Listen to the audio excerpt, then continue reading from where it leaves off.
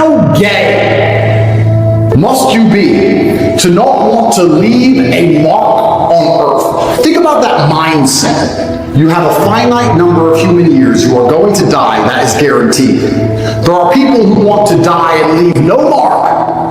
They may not have kids at all. If they do have kids, they want them to be individuals who come up with their own ideas and listen to the TV and YouTube and chop their dicks off and listen to the school and they're little homos. And they don't want to leave a carbon footprint. No, I just want to die and I don't want to be on the internet or on Wikipedia. I want to be insignificant. Nobody remember me and my sons don't even represent me and all my ideals and everything I represented is just gone. I'm one of those people who is born and vanishes and is never discussed again. Are you fucking gay?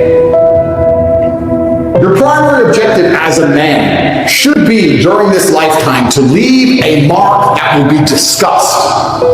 That's your goal, right? Your goal is to be such a fantastic version of human that everybody talks about your upbringing, everybody talks about your parents, everybody talks about your lineage, is to make children in your image. So when your children are fantastic, they then discuss their upbringing, meaning they discuss you by proxy. Your views, your ideals to be propagated into the future. Isn't that the exact point of being alive? What else is the point of being alive? They have emptied your heart and emptied your spirit and emptied your soul of all of the things you used to know you wanted. The innate masculine desires have been replaced by garbage. All you've ever wanted is a woman who obeys you, who won't cheat, who will be loyal, who is desperate to give you sons. That's all you've ever wanted. And now feminism's convinced women that they shouldn't want that, and even worse, it's convinced you're a bad person for wanting it. Oh, I'm a real man and I'm secure, so I don't want my woman to be loyal to me and just give me loads of kids. I want her to, follow her dreams at that party in Tulum. Are you gay? What else are we alive for? What's the point in all of this if it's not to leave a positive mark in the world? And what's the point in having children if they're not going to replicate you? Which means you have a duty to your kids to be as fantastic as possible. I can only hope my children are as good as I am, let alone better. Do you understand how important it is for humanity as a whole that there are 10 Andrew Tates in the future? Do you understand how important that is? I have a duty to them to flawlessly perform. People say to me, Andrew, you should shut up. They're going to put you in jail. If I shut up, I may not go to jail. But then I do not get to propagate my ideals. I do not get to show bravery to my offspring. I do not get to leave a mark on humanity.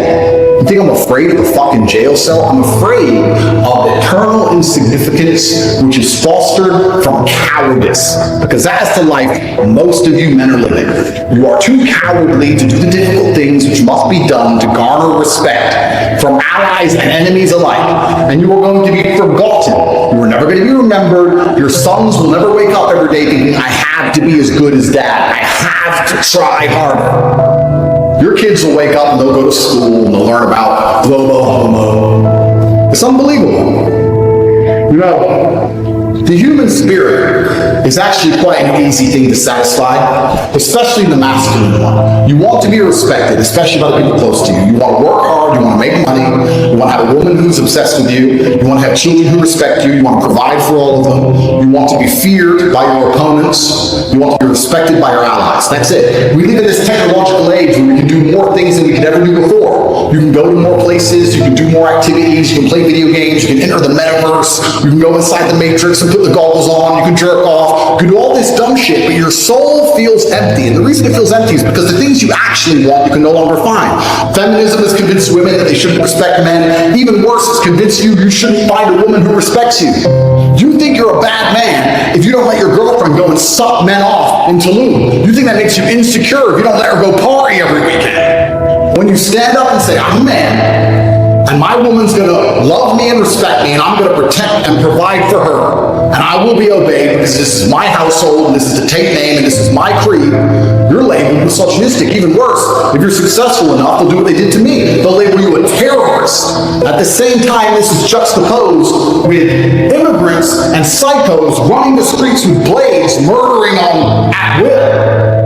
When masculinity is more needed than ever before to protect families and protect society, they're decimating it in real time by the slave mechanisms, all with the goal of emptying out the cups. You are a glass, and they're trying to empty you out, get rid of every single drop of water so they can fill you with poison instead. You have to be empty before you're filled up. Think about the things that even make you smile nowadays. Is it a woman telling you that she couldn't leave you? Does that happen to you ever? No. Does she even listen to you? No. Do your children look at you like a superhero? Do people fear you? What makes you happy? Video games, sports teams? Going to a concert? What if you make enough money on crypto to buy a Lambo and then fuck some whore everyone's fucked? Does that make you happy?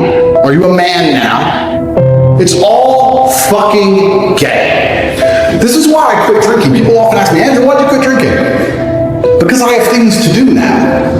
When I was younger, the world was a very different place. 10, 15 years ago, the entire world was different than it is now. I don't feel like I've gotten older. I feel like the world has actually genuinely changed. And now we're in an age where the oncoming enslavement is so palatable. You can feel it, you can smell it, you can touch it. All you can possibly be doing is preparing for war. I'm a billionaire to do anything. I spend most of my day training, making money, and educating my sons on how difficult their life's going to be. You have a lot less money and resource and capability and fame and knowledge and intellect than me. What are you doing with your time? What are you doing with your time? Be honest. Going to the bar. Whoa, a girl! If a girl isn't giving you children, she's not important. You don't need to talk to her. She used to give you offspring and to respect you and love you. That's what you need her for. And if she ain't doing those things, you don't need her at all. You're always going to feel empty until you just admit what you really want. And the beauty of it is, you can't believe that these things are owed to you, because they're not. The beauty about it is these things must be earned. People say women are ruined and feminism has destroyed them. It's true. Women are ruined to the point that their standards are now much higher. You can get a woman who will dedicate her life to you and trust you completely, but you have to be that guy. The difficulty has been turned up. The winners will get higher scores than ever before. The losers will be decimated in real time. The Western world is collapsing. Slavery is coming for everybody. And you need to at least be perspicacious enough to see all of this coming and indefatigable enough to work endlessly to do your best to resist. And your primary objective should be to have enough sons who will go into history and become fantastic enough for them to discuss who their father was.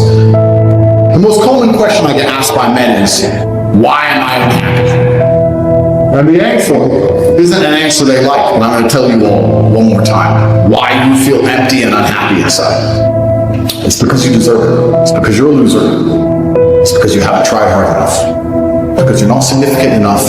Because that hole in your heart will never be filled by the garbage and asinine bullshit you're doing with your life. Because nobody respects you and women don't pine after you. You haven't achieved enough. Your name isn't respected. You're a fucking nobody. If I was you, I'd be unhappy too. And you deserve that unhappiness. And that unhappiness should be endless fire and motivation for you to do whatever it takes to get ahead.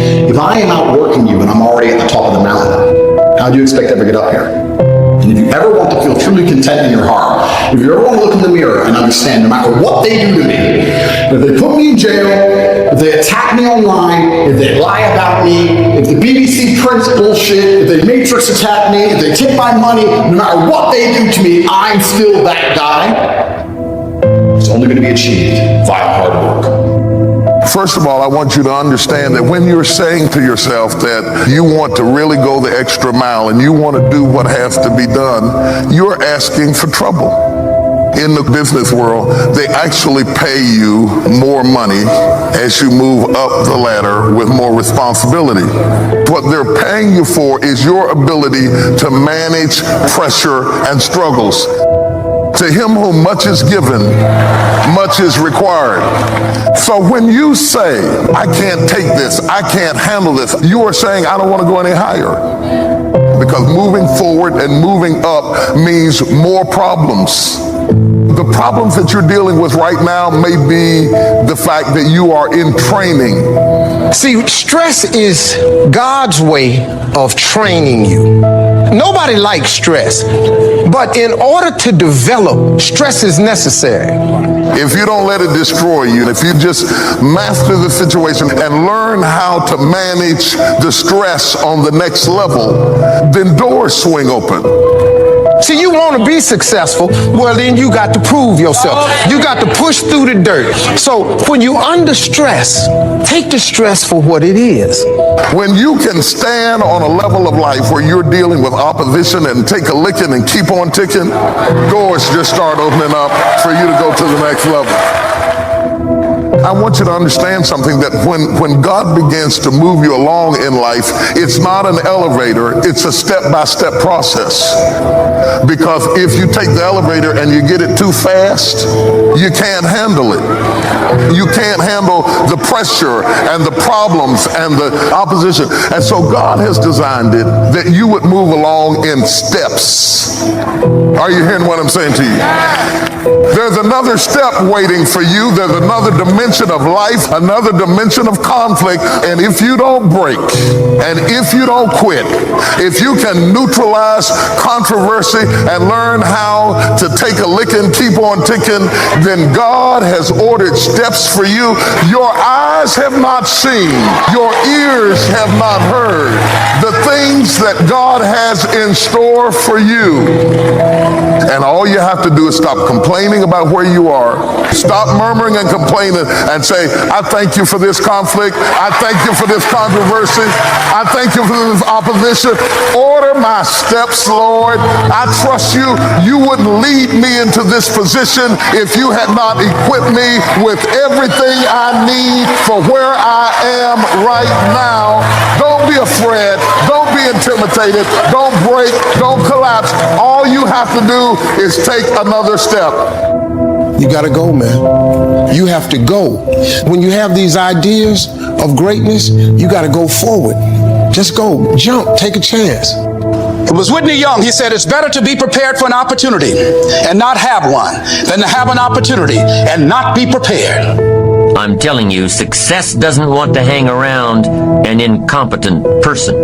That's the problem with winning the lottery. And now the fortune is bigger than the person, rather than the person being bigger than the fortune. And the only way you can keep up that process is by personal development, by becoming better than you are, stronger than you are, wiser than you are. To be involved in a situation that makes you grow.